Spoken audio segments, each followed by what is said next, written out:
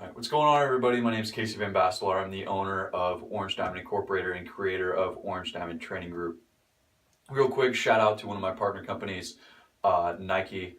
Partner with them. Wearing the shorts right now, you can't really tell. Great products, love them.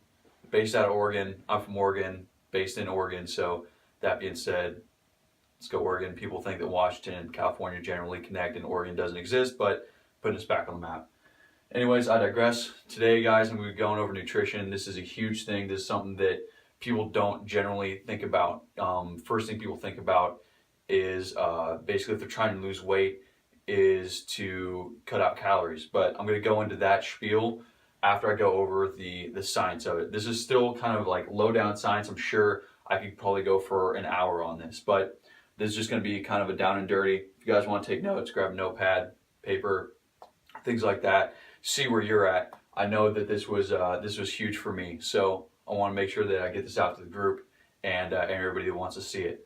So before I go into the actual equations themselves, I'm going to go over a couple things that are in the equations. REE is your resting energy expenditure. Your resting energy expenditure is literally if you were to be in a comatose state where you literally didn't have to think, all you had to do was breathe and you were like fed through a tube, that would be your resting energy expenditure, and I'll go into that with the equation here in a little bit. Thermal effect of food is going to be a different equation that you're going to see. Thermal effect of food is basically just what it takes for your body to, how many calories it takes per day for your body to digest food, because that takes calories. You know, you have to use muscles. Your stomach is a muscle in order to actually digest that food. PAL is your physical activity level. That also has that's part of a equation that is also part of the TEE, which is total energy expenditure for the day. Physical activity levels does have a chart. I'll go over that in here in a couple seconds. kcal is really, that's calories. A lot of people think that calories are what they are. Calories in real sense are, there's 1,000 calories in one of our calories. That's why it's called kcal. But what I'm going to do is, for the equation it's kcal, but I'm going to dumb it back down to calories for you guys here at the end. So REE, resting energy expenditure, is going to be 1 kcal times your body weight in kilograms times 24, because there's 24 hours in a day, so you're always burning energy. So for me, I weigh 180 pounds. You have to multiply that, you have to divide that by 2.2 to get kilograms. So for me, my resting energy expenditure, if I was in a comatose state, literally in a hospital vegetable somewhere, my resting energy expenditure would end up being 1,963 calories. You think of everybody, all these things like I don't even know, like just like the US, they're like, hey, 2,000 calorie diet. For me, if I was in a comatose state, literally not thinking or doing anything, I'd be burning 2,000 calories. So just think about that. So the thermal effect of food it's between 0.05 and 0.1 of that resting energy expenditure that you get. That's going to be how much energy it takes for you to actually digest your food.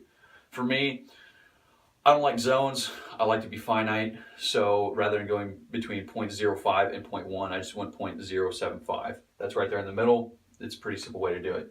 So what I did is I took my 1963 and multiplied that by 0.075.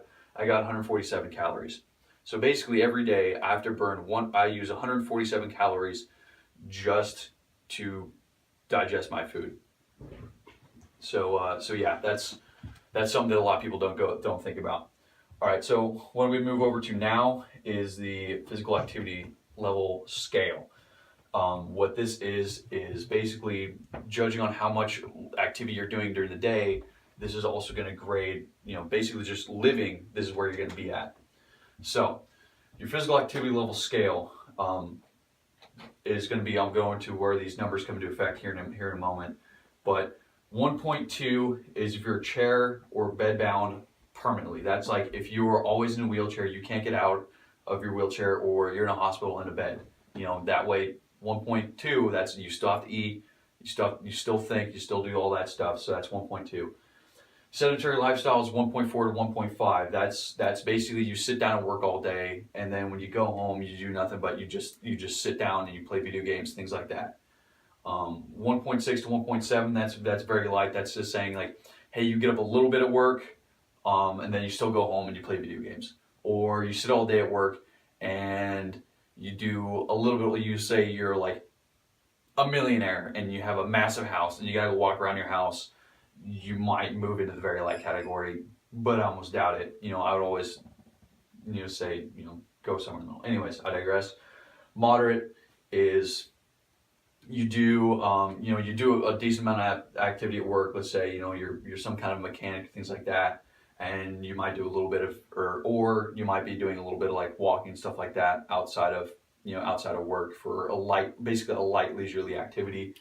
And the 2.0 to 2.4, 2.4 are people that's heavy. That's saying like, hey, you are a farmer, you are a manual labor worker all day, and then basically you just go home and you just don't stop. I would say there's a lot of people that aren't in there, especially with today's society. I would put everybody in the sedentary, or maybe a few people in the very light. Me personally, on my off days, basically right now I go to school full time, so I'm sitting in a chair, I come home and I'll work in my office doing business, something like that, so I'm sitting more. If I want to get some leisurely time that's outside the gym or outside of doing physical activity, I'll go sit and basically get atrophy of my glutes, and I'll just sit on the couch and play some Xbox.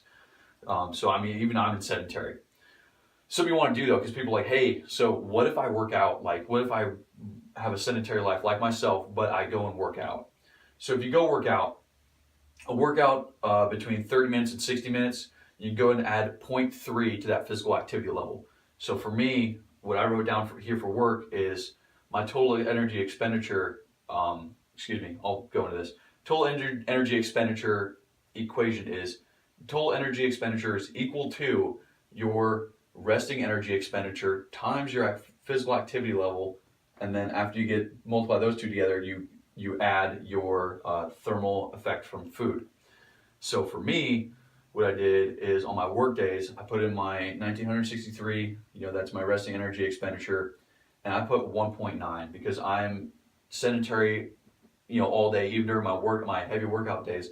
I'm still sedentary the whole day, and then I'll get like a 30-minute to 60-minute workout. I added 0.3, so that gives me 5, 6, 7, actually that 0.678. Oh, that's, my workouts generally longer than an hour, so I added 0.4, so that took me up to 1.9, my apologies.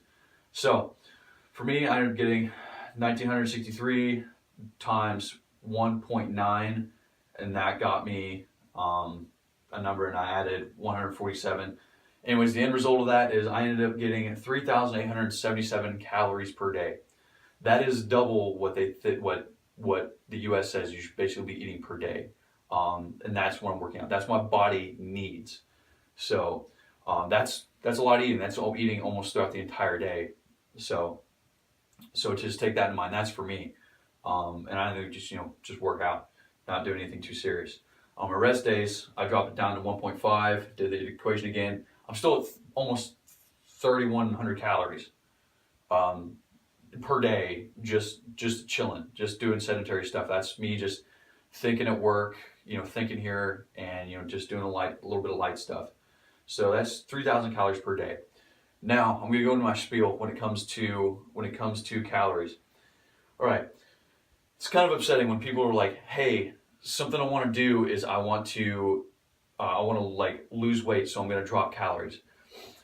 All right, I'm going to break this down into a business sense. If you were a business and business was bad, would you go out and spend money, or would you hold on to all the money you had? You're probably going to hold on to all the money you had. You're not going to keep going and spending money. Now think of your body. Your body's the same way. If you don't get enough calories, like you're not getting enough money in those sales from your business, you're going to hold on to your money. You're going to shut down production. You're going to shut down everything. Same thing with your fat stores. If you cut down your calories, your body's going to want to hold on to all that fat because it's saying, hey, we need to hold on to this for survival's sake. And what your body's probably going to do is, you're not going to be putting on anything. It's going to just be hold on to everything and hold on to it that way. So you're actually going to get fatter from eating less because your body's going to want to hold on to that because it's in a famine, just like your business would be in a famine. All right. Now let's say business is good. You know, you're making a lot of money. You make a lot of money, you're gonna spend a lot of money. You're growing. You're growing your business. That's your body. Your body's the same way. If you're eating enough, for me, it's like 3,877 calories per day. That's enough for my body to go, okay, let's grow. You know, and if I don't meet that, you know, if I go somewhere in between those two, my body's like, it might grow a little bit, but it's going to be a lot slower. So something that I learned overseas was, you know, and this is before I knew all this. I was like, why do I get so much bigger, so much quicker overseas, deployed to Afghanistan, than I do back home because I have access to more food back home? Well, what the thing is like overseas, I was very regimented. You know, it's just like breakfast, lunch, dinner, snacks all day. I would meet that caloric intake, and then I'd go hit the gym for like an hour or two, and I would just get huge, you know, over the course of a couple months, and that was because I was meeting that. So if you want to, no matter what your goal is, even if you want to lose weight, you need to meet this in order to lose weight, because that means your body will say, okay, we can lose this fat now because we're meeting our caloric intake for the day. So this fat isn't detrimental if we lose it. So that's something I want to go over. Of course, that was the bro science portion of it, and now I'll just go into the small thing with my business. I do offer, you know, I eat them all the time now. Now that I know this, I do have meal replacement bars, meal replacement shakes, snack bars, and stuff like that. That I run through my business, and you know, that's a saving grace for me on a daily basis.